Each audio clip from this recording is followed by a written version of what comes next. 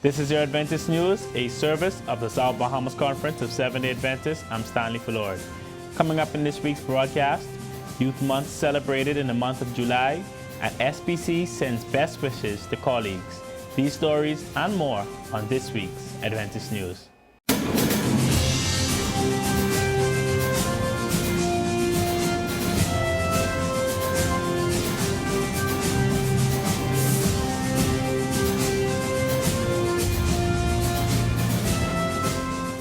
Youth Month is being celebrated among our churches within the South Bahamas Conference, where they are being given opportunities to minister in their own way to the glory of God.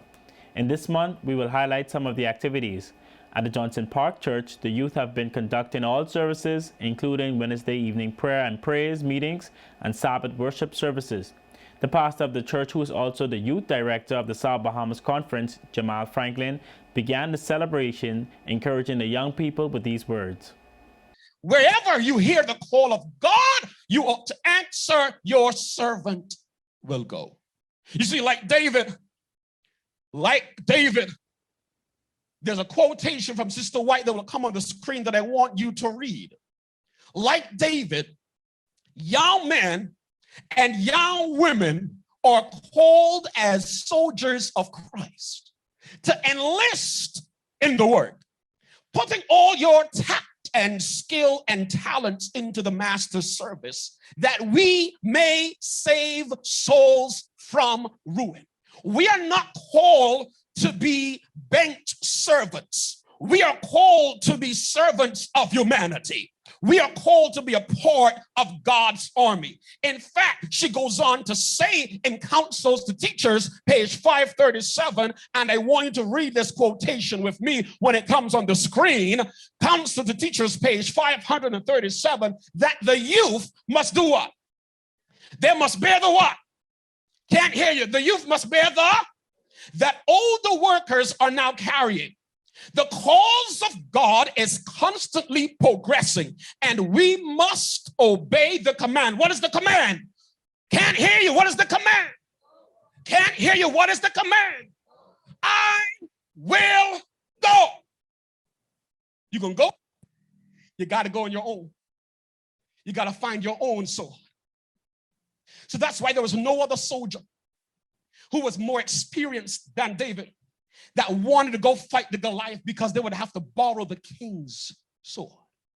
And the culture was that as the army of the king, you must lay down your life, but the one who must be able to defend his life is the king and his successor.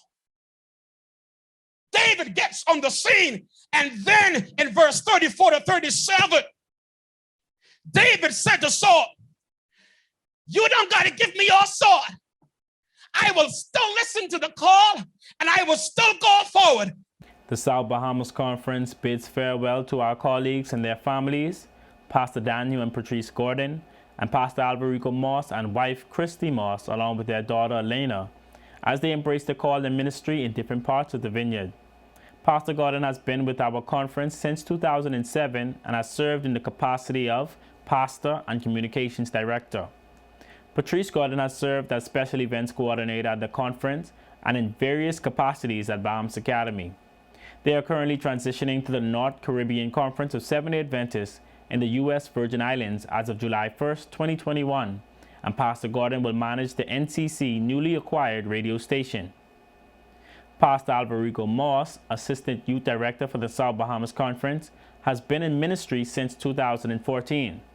Pastor Alvarico and Dr. Christy Moss will transition to Berrien Springs, Michigan, where he will pursue his graduate's degree in clinical mental health counseling at Andrews University, while Dr. Moss will commence her role as a member of the teaching staff at Andrews University. Pastor Moss's tenure with us will end July 31st, 2021.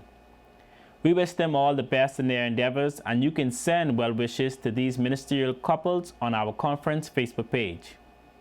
We'll be back with the upcoming events in our conference.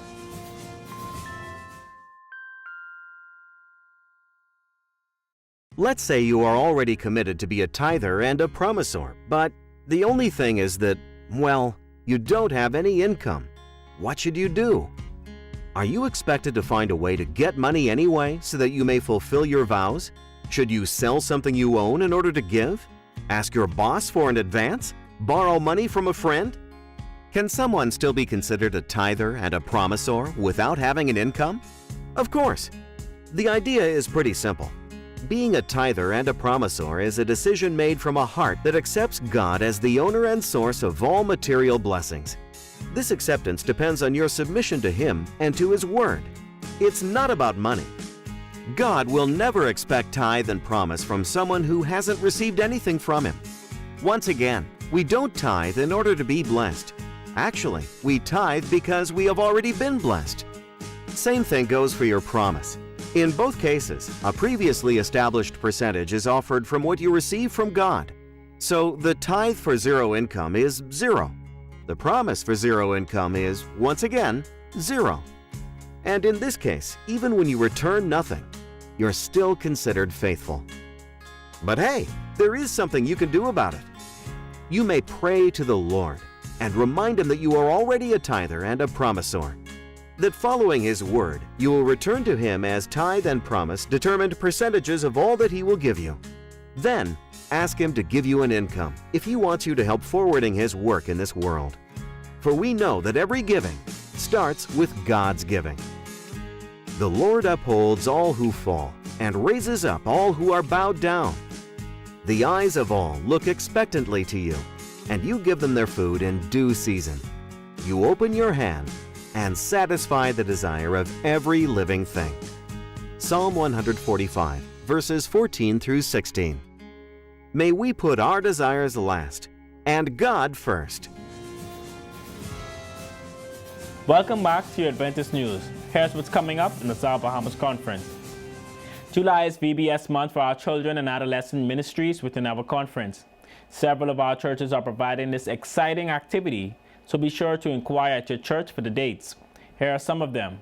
VBS will be held on July 19th through 23rd from 9 a.m. to 1 p.m. at the Grantstown Church, and also beginning on Monday, July 19th to Sunday, July 25th at 4:30 p.m. to 6 p.m. daily is the Good News and Cockburn Town churches, along with the South Andros District of Churches, who will join in hosting VBS online for the children in their communities.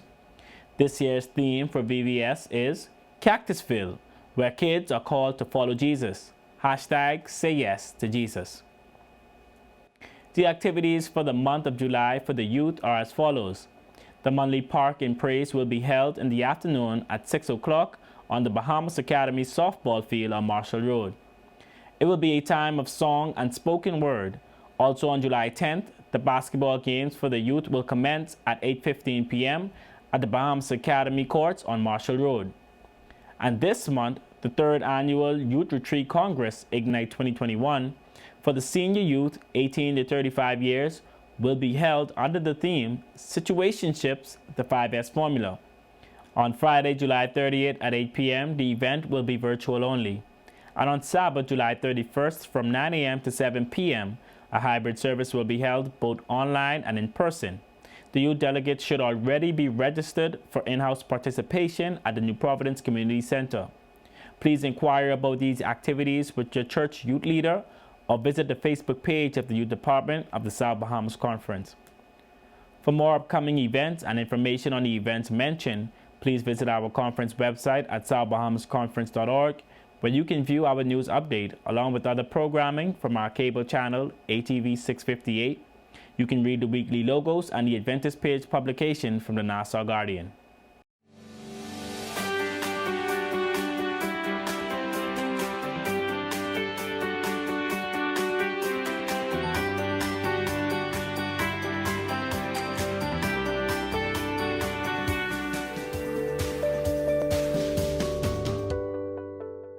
We all need a balance of protein, fat, carbohydrates, fiber, vitamins, and minerals in our diets to sustain a healthy body.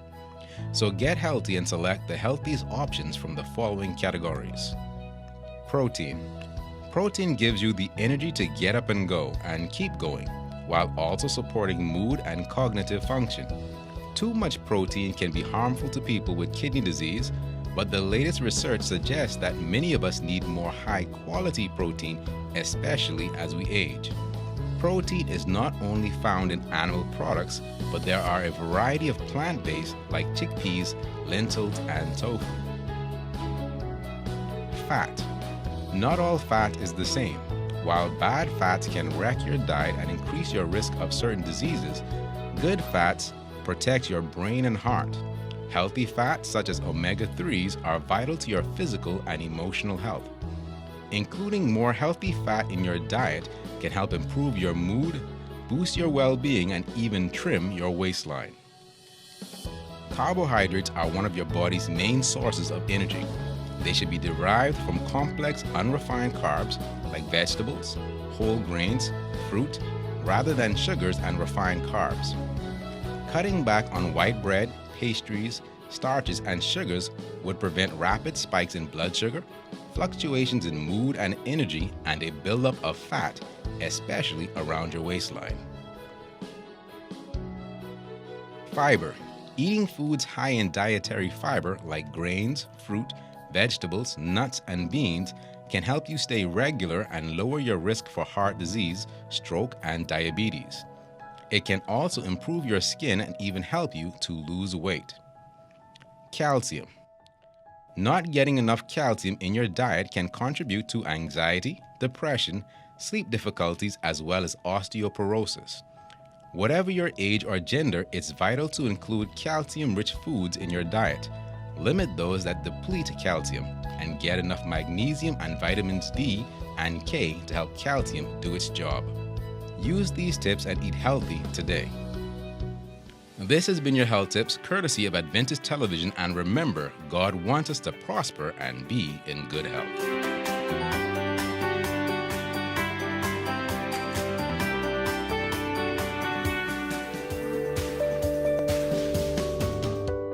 We go now to our news feature from around the world with the Adventist News Network.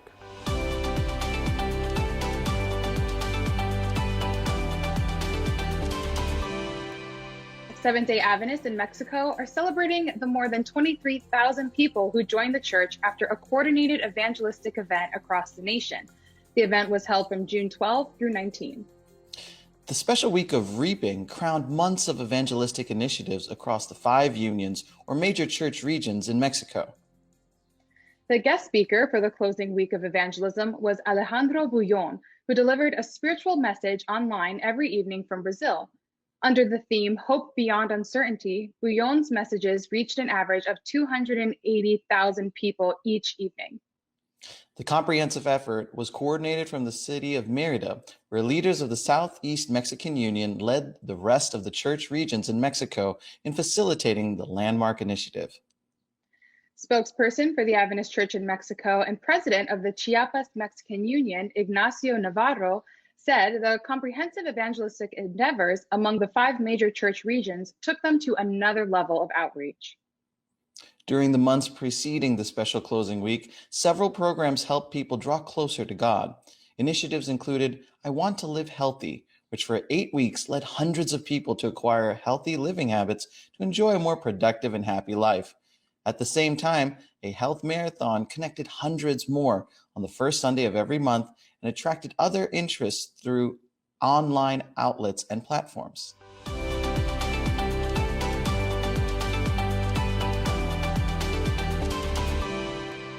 That brings us to the end of our Adventist news from the South Bahamas Conference of Seventh-day Adventists.